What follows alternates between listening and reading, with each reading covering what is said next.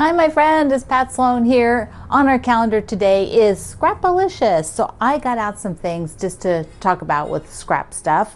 But first, before we do that, I want to show you my wreath, Holly Jolly wreaths quilt, the whole top, which is going to the spa today. Here, this is what I do. I don't know if you ever do this when you send things to the spa, but I always staple the top to the to both the front, the quilt top itself, and to the back. What is the top of the quilt and the top of the backing, if there is one? I mean, you may want, like, even if it's not directional, you may want the seams this way versus this way on your quilt. So you should mark that for the spa people, the long arm people. So this is a flimsy, for those of you who are new to that term. It's an old term, it's been around a long time. Flimsy is your quilt top. So of course mine looks just like Bev's because I made it with Bev's fabric. So isn't that beautiful? So I'm looking at getting a sort of an overall design for this that's a little bit unique. So we're chatting about what that might be. I got a few ideas sent, and so we're thinking about that. I'm not sure. I don't want something with images of Christmas. Like I want something different, something geometric, but I also don't want the overall to look like it should have landed in the wreath. Like sometimes you get that looks like tile work, but if it's a larger image, because it would be like going over a 12-inch block or something. Well, those, if you don't get it, I find that sometimes they look like it's off because the tile work would be across the whole quilt, but because I have this repeat image of the wreath, I don't want that to look like it messed up, like it was supposed to land on the wreath and it didn't make it. So I need an image that doesn't give that effect.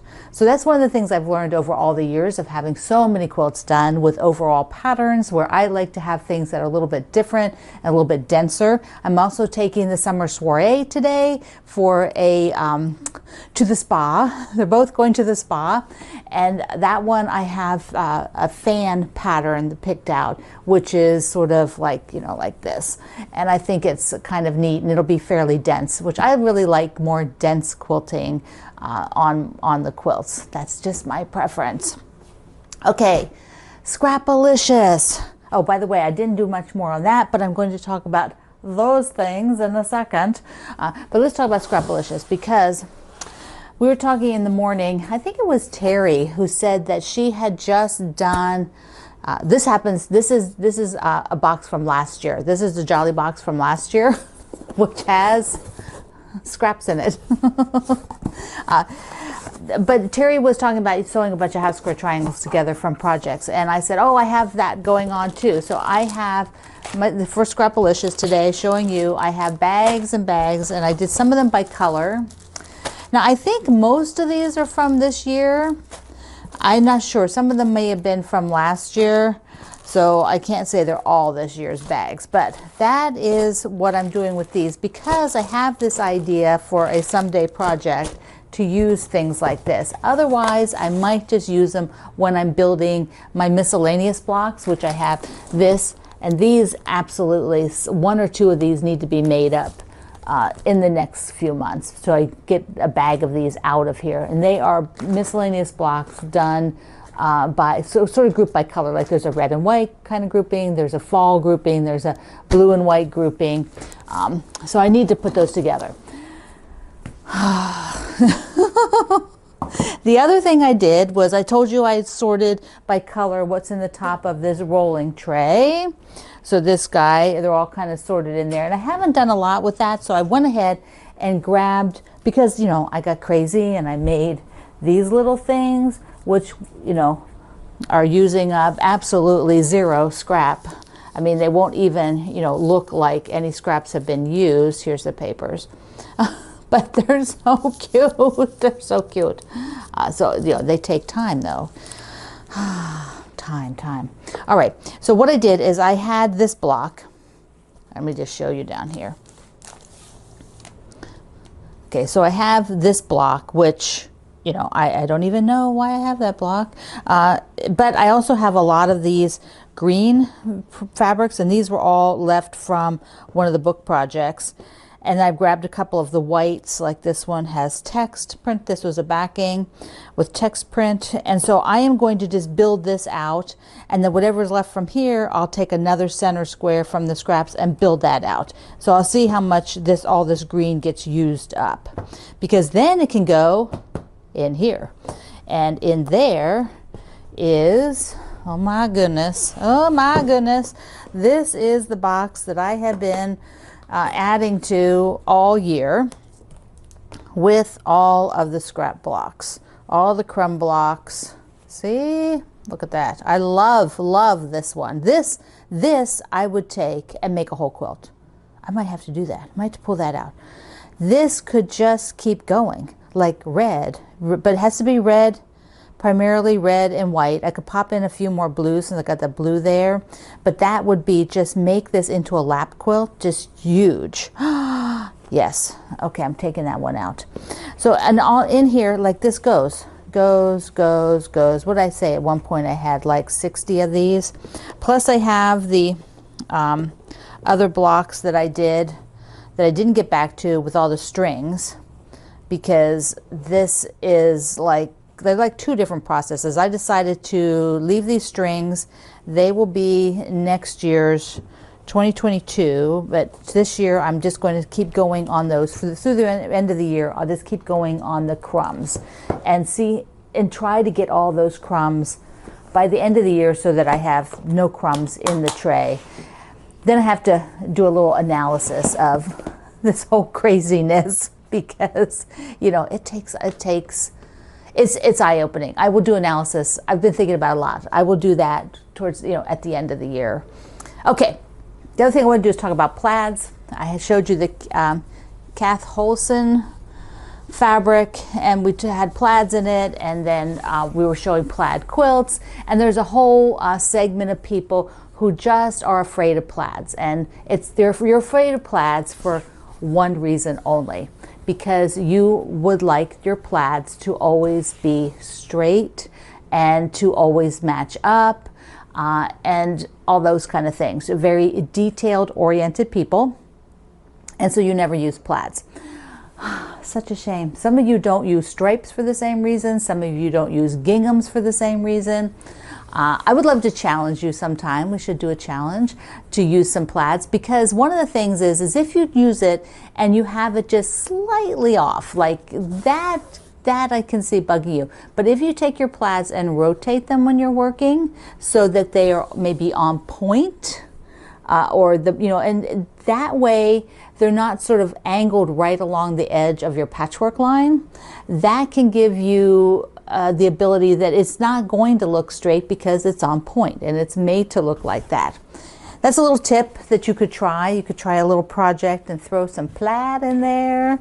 I just feel bad that you don't use plaid, because it is amazing. I sewed clothing, so I understand the concept of plaids, and I know that if I go and buy a garment, if I go buy a top or a skirt or a coat, and I go to look on that seam line and it's all plaid, the same fabric, and that seam does not match up, they're like off like this, I'm not buying it, because that is not what I want.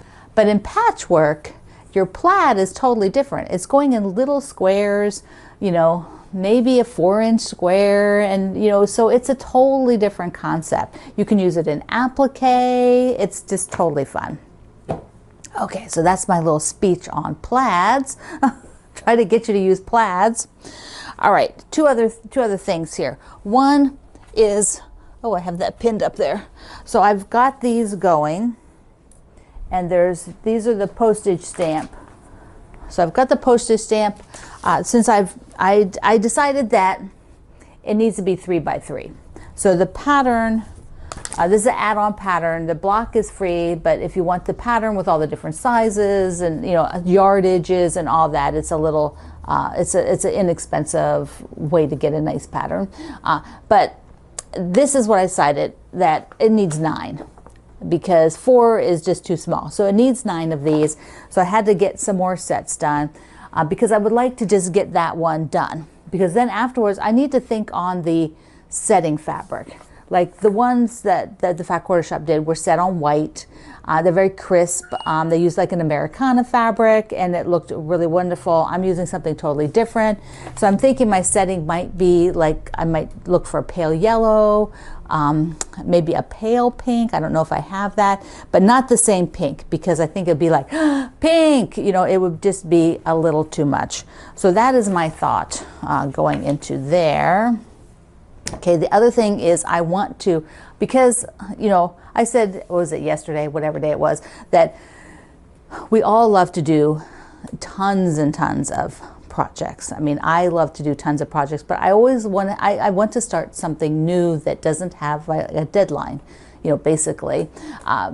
So I have 3 projects I'm thinking about, and I want to start one of them. So one would be, and this I guess could have a deadline if I decide that it needed a deadline, but it's not for anybody in particular, so I don't actually have to have a deadline. But I want to take the Hustle Bustle Christmas fabric because it came in this year. I want to use it. I got extra, you know, like the people. Whoops, there they are.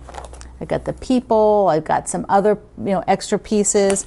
I bought the backing. I bought some white to use. So I mean, I'm ready to go. I think I'm going to do the Perfect 10. Do a quilt out of the Perfect 10. I'm not sure which one. I've done a couple of them in here. There's the one this one, the French Vanilla.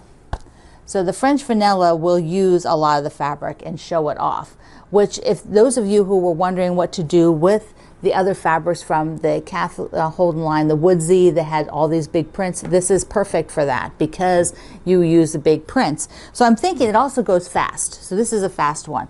So I'm thinking that that will be what I do first, because then after that I want to start the Words to Live By, this guy that I got. I want to do the Words to Live By, and then I want to use the Woodsy fabric. So, but I think I just want to, you know, one of my friends said once, if you get fabric in and then you don't use it, it's kind of like the joy of it goes away, because you're excited about it when you buy the fabric, but then if you don't do anything with it for a long time, something else new comes in, you get excited about that. So I really want to use the Hustle Bustle. I have not, you know, I just love that combination in that line. So I will pick a Perfect 10.